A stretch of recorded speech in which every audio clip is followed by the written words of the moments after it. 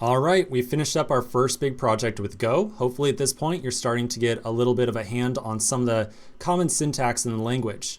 In this video, I want to do a quick review on some of the highlights of our project, but I also want to point out some things that still look really mysterious and some areas that I want to dive into and do a real deep examination in the next couple videos.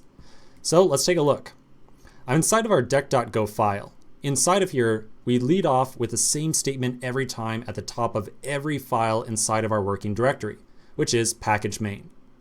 We then list out all the different imports that we need, or all the different packages that we want to get access to inside of this file. In this case, we needed a lot of different packages to put this project together, so we placed the import statement one time, a set of parentheses, and then we list out all the packages that we want to get access to. And you'll notice that we are not separating them by any commas or anything like that. The entire purpose of this file was to write out some code that describes exactly what a deck is and how it behaves.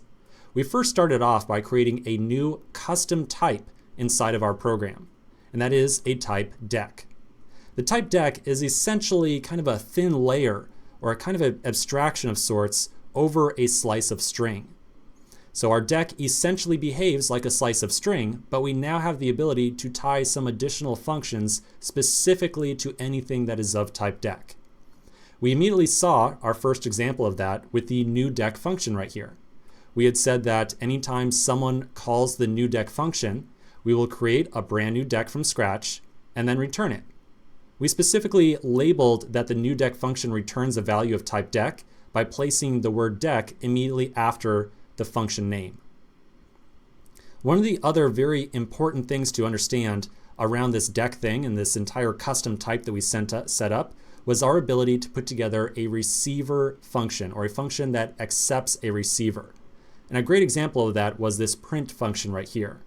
Right before the function name, we added on a receiver of D, which is of type deck.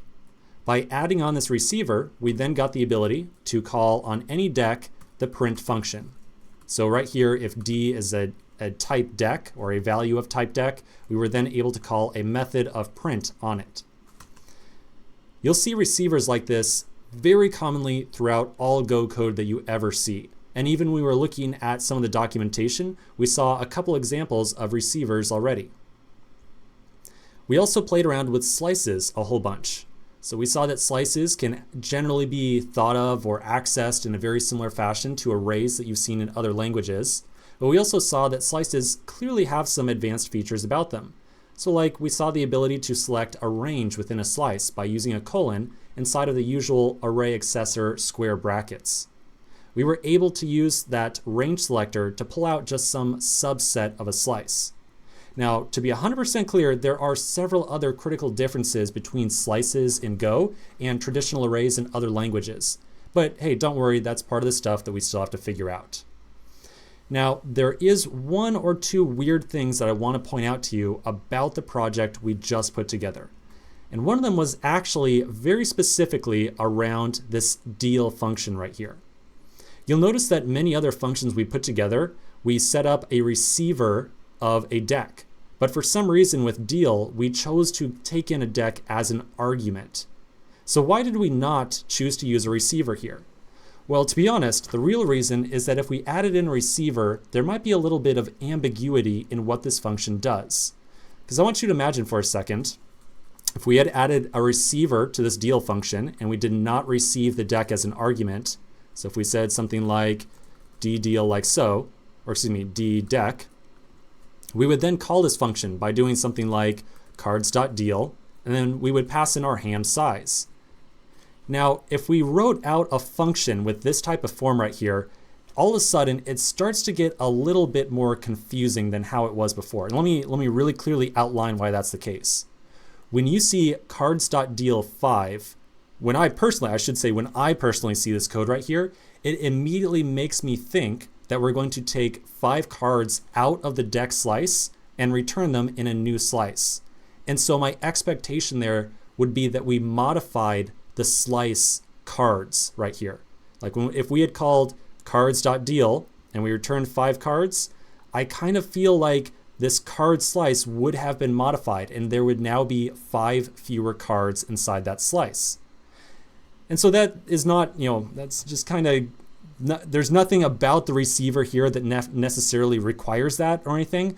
I'm just saying that if I saw a function that looked like this, my expectation would be that we are kind of modifying this underlying list of cards.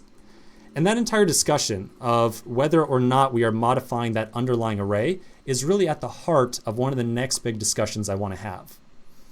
Very closely tied to that discussion is also inside of our deck test file.